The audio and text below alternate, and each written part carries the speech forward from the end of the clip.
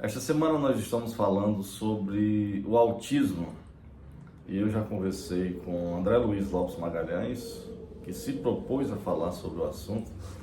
André Luiz Lopes Magalhães é meu sobrinho, filho, e é filho da minha irmã, Maria do Socorro, que eu carinhosamente nós a chamamos de Corrinha. Corrinha é uma alegria. Primeiro a gente está reunidos, né, e falar sobre esse tema, um tema muito delicado, mas um tema que tem que ser abordado de uma maneira bem, acho que mais simples, até para que as pessoas possam tomar mais conhecimento. Você é mãe do André. O André, em primeiro lugar, eu gostaria que você me dissesse quando foi que você começou a perceber que o André poderia ser, ou se você já sabia da existência do autismo naquela época. Olá, bom dia. Sou Maria do Socorro, mãe do André Luiz, do Pedro Américo. O André Luiz é o que tem a especialidade, né, do autismo. Na verdade, quando o André nasceu, eu não tinha ideia do que era autismo, né? Ele nasceu em 2004, 2005, 2006, 2007, o André nem falava, né? Teve dificuldade em engatinhar, andar, falar, veio falar com tratamento, né, com fonos, e sempre com muita dificuldades na alimentação, dificuldades na socialização, dificuldade em vários momentos da nossa vida, né, dormir, sempre muita dificuldade no dormir, e eu não sabia, né? Não tinha ideia, não tinha conhecimento do autismo, né? E também não tinha médicos na época para dizer, olha, dá um diagnóstico, não tinha, né? Como foi que você começou a perceber quando você começou a perceber que tinha esse espectro autista? O autismo foi quando eu fui... Falaram, não sei, em algum momento me falaram sobre o autismo. Eu fui pesquisar, né? Então, eram uns 10 itens mais ou menos que se encaixavam. Se a criança tem essas características, ele pode ter autismo. Então, eu fui ver. Contato visual, né? Se a criança não faz um contato visual com você por alguns momentos, ele fica desviando, né? A socialização, se ele não chega perto, se ele não quer abraço, você vai dar um abraço, ele foge, né? Então, contato visual, a socialização, a alimentação sempre para todos é muito difícil. Uns comem muito, outros não comem, então não é apenas não se alimentar. Tem uns que já se alimentam demais, né? Então é compulsão de alimentação. Então eu fui vendo o barulho, né? Muito sensível, barulho, né? Uma sensibilidade muito grande, som alto. Numa festinha ele se isolava. Então eu fui observando através disso, em que ele se encaixava. E ele se encaixava em quase tudo, né? Certo. Então, em Crateús não tinha médico. Na época, né? Na época não tinha médico. Foi só... O tratamento que eu fiz em Crateús foi só com fono. E aí... Até a doutora, lembra? Doutora Camila, na né? Clínica Santa Isabel. Certo. E aí, daí eu fui para Fortaleza, né? Com uma neuropsiquiatra, não lembro o nome. Mas ela não quis dar diagnóstico. Fez... os testes, né, de audição, de QI, então fez aqueles testes que eles fazem sempre, porque não tem muito o que fazer em questão de exames, né? Sim. Então, mas ela não quis dar diagnóstico, entendeu? Certo. Bom, saiu de Fortaleza, o período que passou em Fortaleza ainda saiu sem o diagnóstico. Sim. Foi para Brasília? Sim. Lá em Brasília foi que você veio conseguir? Aí, lá em Brasília, como o André já estudava, já ia para escolas, era escola na sala regular, né? E a dificuldade? Teve muita dificuldade de ir para a escola? Ele ir para a escola. Ele não queria, muita criança assusta, né? Muita criança assusta. E na sala regular são 20, 25, muitas crianças, né? Então, ele tinha pânico. Mas era a escola normal na época? Normal, é a sala regular, certo. É a sala para todas certo. as crianças. Então, o autista, ou uma outra especialidade, como síndrome de Down, DI, né, que é a dificuldade intelectual, todas essas especialidades numa sala regular é muito difícil. Sim. Há quem queira juntar, dizer que não, que dá certo, mas experiência própria é muito difícil. Né? Então ele se agarrava nas grades, ele não queria entrar, foi a vida toda de... Derrubar os cadernos dos coleguinhas, né? Então ele, daí, para eu conseguir o laudo, foi em Brasília em 2014, num hospital lá de Brasília. Foi que eu consegui o laudo com neuro, com psiquiatra, aquela junção de especialistas, né?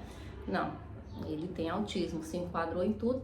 Após o laudo foi que facilitou, certo, né? Facilitou as terapias, facilitou a escola, que aí não ia mais para a sala regular, aí já era a sala especial. Mas isso na escola normal? Na né? escola pública, lá em Brasília, nas escolas públicas tem as salas especiais. Certo. Aí ela vai de acordo com as idades. Certo. Ele, depois do laudo, só foi para a sala especial. Na sala especial era no máximo 3, 4 alunos. Sim. Tinha 2 professores, tinha monitores, Sim. entendeu? Então aí já era outra coisa, daí ele já não dava mais trabalho. Sim.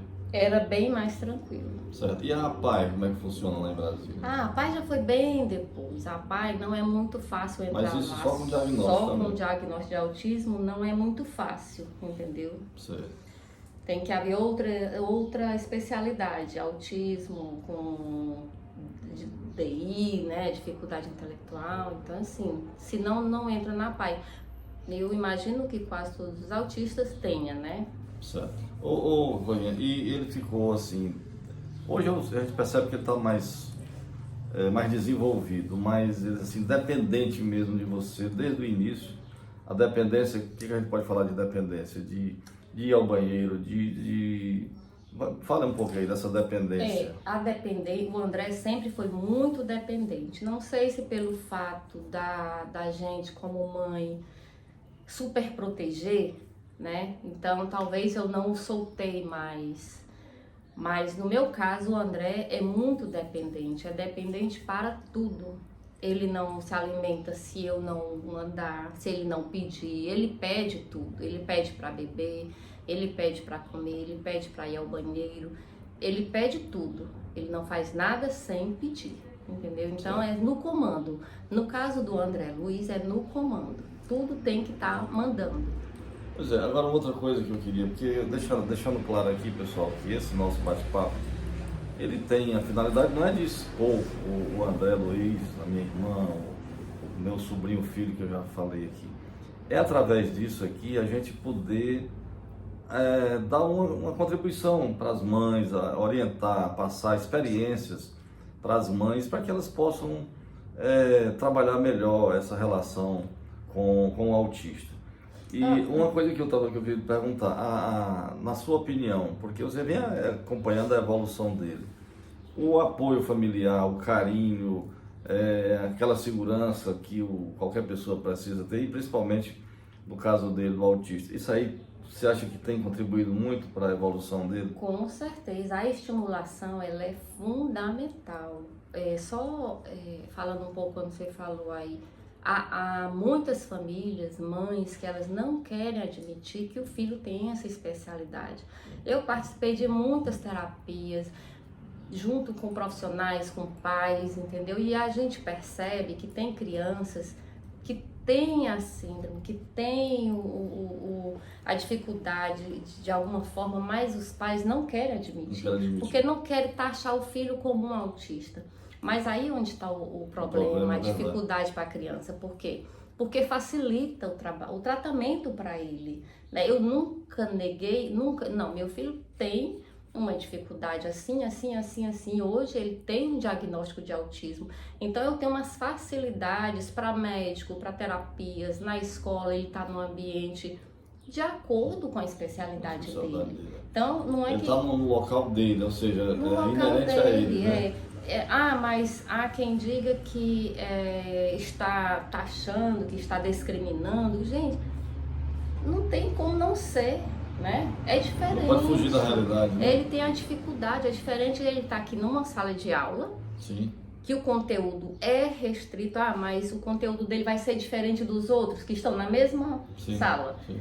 Mas tem que ter um monitor direto. É. E muitas escolas não têm essa condição de ter um monitor direto, só tem um professor por uma sala inteira. É. Então, tem que ter essa separação. Agora, o bom lá em Brasília, teve escolas que eles ficavam na sala especial e a professora tirava eles em média de 1 hora e levava para uma sala regular.